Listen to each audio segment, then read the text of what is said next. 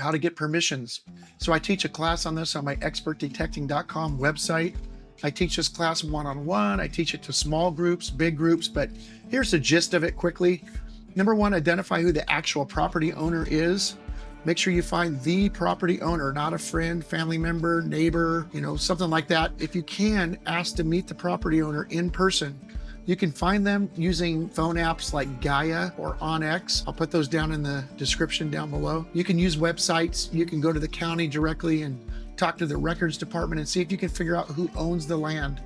Try to meet with that person, the landowner, in person if you can. When you first approach them, be very respectful and professional on your approach, and make sure that you look nice as well, nice and professional. Don't go up there with full camo on or all your digging gear on. Tell them from the very beginning what the purpose of the request is to go on the land, and be very honest about this. You may find that they have always wanted to use a metal detector on the land anyway. For example, don't tell them you're just going to go do photography or historical research and then get caught out there digging holes with the metal detector. You'll probably be escorted right off the property, so don't do that. This way, you'll establish trust and credibility from the very beginning. You can show them a business card, your ID, and offer at this point to do some kind of volunteer work for them. You could offer a compensation or an incentive where you will pick up garbage that you find, broken barbed wire or big pieces of metal, or report sick or injured or dead animals on the property. Or maybe you saw a mountain lion, or a predator, and you want to tell the landowner exactly where that happened. Maybe you're a roofer, or you do landscaping, or you offer some kind of bartering like that. These things are really good strategies that work. And if you're looking for gold only, you want to tell them that you're willing to do a split, and you'll be surprised that a lot of landowners are really willing to listen to offers like that. And then, the last thing is you want to try to get this permission in writing. What I do is I offer a document that's a release of liability. It's written to protect the landowner, not me. I show the release of liability. I also went out and got a liability insurance policy. It's a lot more affordable than you may think. And I have the liability insurance policy in my release of liability. So when I hand them the document, I'm asking at that point for written permission on the document, and I'm giving them a full release of liability. So it's two birds with one stone. It works really good. So also when you're talking to them about this kind of thing,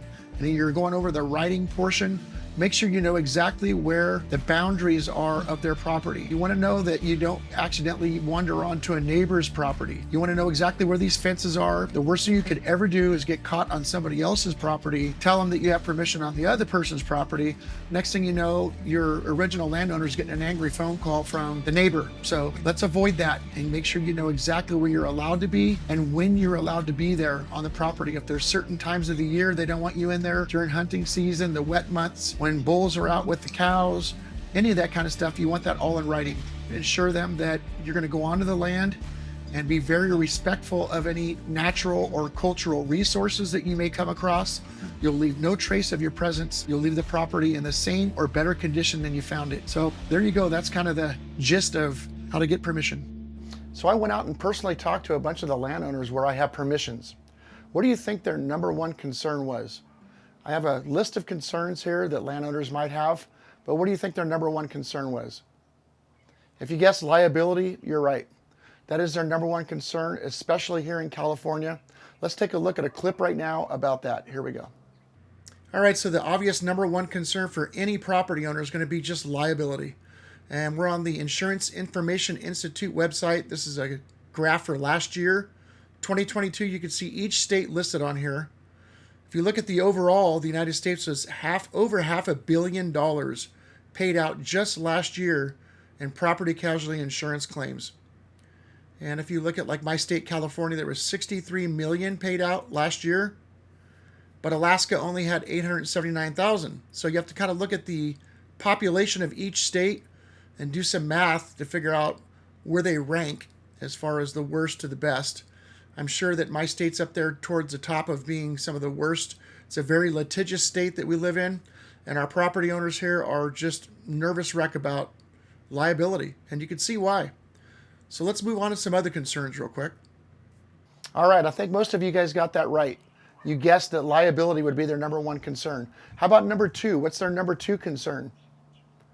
If you guessed fires, you got that right. Let's take a look at this clip real quick. Investigators say the Creston fire that ignited yesterday afternoon just south of Paso Robles was sparked by a car's catalytic converter. The devices heat up quickly and can be very dangerous. KSBY News reporter Alexa Bertola is live in San Luis Obispo. Scott and Karina, the good news is that yesterday's fire is 100% contained. It was started by a catalytic converter, which made us wonder, how does that happen? So underneath the vehicle, you have the exhaust system that kind of goes underneath the vehicle along the way. This right here is actually the catalyst converter. A catalytic converter helps a car run cleaner. This burns all the pollutant emissions through the system out of the tailpipe, so it reduces it. And when it comes out of the tailpipe, it's less harmful to the human body. That's the way it's supposed to work, but if your catalytic converter isn't working correctly, it can really heat up. That's when the trouble starts for this honeycomb-looking piece inside of it. When the cat's really bad and starts deteriorating and breaking apart, the honeycomb will actually break off inside the cat and come out of the exhaust system and shoot out of the muffler. Fire investigators say that's what happened Thursday. 60 acres were charred. This is a piece of exhaust carbon from a vehicle that passed through the area here that actually ignited this fire. All right, yeah, fire, that is scary stuff, especially here in California where we get these crazy fires. Keep in mind that a lot of the landowners live on their land. So you can see where that deep-rooted fear comes from. Number 3, let's talk about number 3 real quick. It's hunting and hunters being on the land. And what they're concerned about is you being out there and accidentally getting shot, number 1, or number 2, scaring away game that the hunters are there to find. So I'm sure you can figure that out as far as the safety standpoint and the business side of it. So if you're a landowner anywhere in the world, really, and you're sitting on hundreds or thousands of acres of land and it's just sitting there year after year, it's generating taxes that they have to pay on it. Wouldn't it be nice if your land could at least pay its own taxes somehow? One of the ways that they bring in this income stream is, of course, cattle ranching. They let cattle ranchers come in and lease the land to raise cattle, or they may put cell phone towers in their land somewhere and have the cell companies pay a yearly fee. But very common here is for hunters to be able to come into the property and hunt. All right, so we talked about the big 3 already. We talked about liability, fire, and hunters. That's all dangerous stuff. Let's talk about some other things now. Fences, they have fences up on their property and they don't want you going through the fences, cutting the fences, damaging them in any way. In fact, what they like you to do is to report when you see damage on their fences or even offer to help fix the fence. That's something that I do here. I went and took some classes on how to repair barbed wire fences, and I carry a set of lineman pliers with me. When I'm out in the wild and I see a problem, I fix it if I can. If not, I report it to the landowner. But fences are important. Let's take a look at that right now. All right, so if you have to cross a fence and you can't jump over it, and you have to go through it, you might end up crossing the barbed wire like this. Make sure you take the time to uncross that barbed wire when you get on the other side. If not, you're leaving a big gap in the fence, and that's one real quick way to upset your landowner. All right, another concern could be the speed limit and dust. Let's take a look at that real quick. If you're driving down roads inside a private property and you see a structure, a house, or a sign like this, make sure you slow way down on these old dusty roads, because what you're going to do is kick up a whole bunch of dust and just upset the landowner or the person living in the home who might call the landowner. So pay attention to signs like this and slow way down when you're near people or structures on these old dirt roads. So another concern is for you to stay on roads with your vehicle. It could be a dirt road, it could be a paved road, but don't go off-road. Don't go out there and go off of a road and go up into some canyon, because it's easier for you to just drive to it rather than walk to it. Number 1, that comes back to the fire safety thing. Number 2, if it's wet or rainy, you're gonna leave trenches. They just don't want you guys going off-road. Keep that in mind. Number 9 is pretty obvious. I don't think that anyone watching this, hopefully none of you watching this right now, would have this be an issue. But if you're packing it in, you got to pack it out. They just don't want your trash. They don't want to see your Coke cans, your Pepsi cans, your cigarette butts. By the way, smoking is a real concern. It comes right back to fire. So keep that in mind. If you're smoking or if you're thinking about any kind of open flame activities, that goes right back to the number 2 concern, which is fire. They don't want to see that. They're nervous wreck if you're out there smoking. But getting back to what I'm talking about, if you're bringing trash in, pack it in and pack it out. Don't leave any trace that you were there at all, and you'll be welcome back next time. All right, this list of concerns that I made after having talked to landowners is not a complete list. It's just the things I decided to tell you about. Here's the last thing on my list.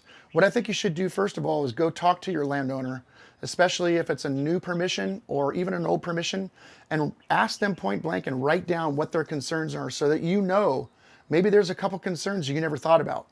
So just keep that in mind. But this last concern is called first right of refusal. And it's kind of common sense, but here with me, it's been a good policy for me to show everything that I find to the landowner before I just go home with it. So I take the time and I take pride in this, and I sleep good at night when I do this. I go up to the landowner and show them everything that I found. And sometimes I'm kind of shaking in my boots hoping that they don't keep something that I really want. But that's really never happened to me more than a couple times. And even then, I was perfectly okay with it. I've found so many cool things in my life metal detecting. I certainly don't need to hide something from a landowner. So I go up and show them all these cool things that I found and ask them, is there anything here that you want? And sometimes they say yes. But most of the time, at least with my experience, they say no. And I go home with it knowing, I have a warm, fuzzy feeling that I at least showed it to them. And that way, if it makes a video or something, there's no surprises. So keep that in mind. That's something that's very important. Me and my buddy Ron from California Relic Adventures, back in our old YouTube days on the California Relic Adventures YouTube channel, we would go out to these landowners and we'd take all the things that we found, all the cool stuff, and we'd print out an old map and we'd put it in the back of a shadow box. So it was the background of a shadow box. And then with the glass in the front, we put in things that we found on the property and just spread them all out and made a really cool shadow box, and we'd present it to the landowner, and they absolutely loved that idea. It was one of Ron's ideas. It was a huge thing that really helped us to gain their trust and respect. So maybe something for you to think about, something for you guys to do. All right, guys, that's it for the video. Again, apologize, I went a little bit longer than I thought it would. I left a lot of stuff on the table here. If you have any questions, as always, go down below in the comment section. Ask me questions, leave comments. I try to answer all of them. It just takes time, but I try to answer them. If I see a question, I put a priority on the question over the comments. So I'm always trying to get the questions answered first. If you're a member on my channel, you joined up as one of my members, which you can see down here and click on memberships.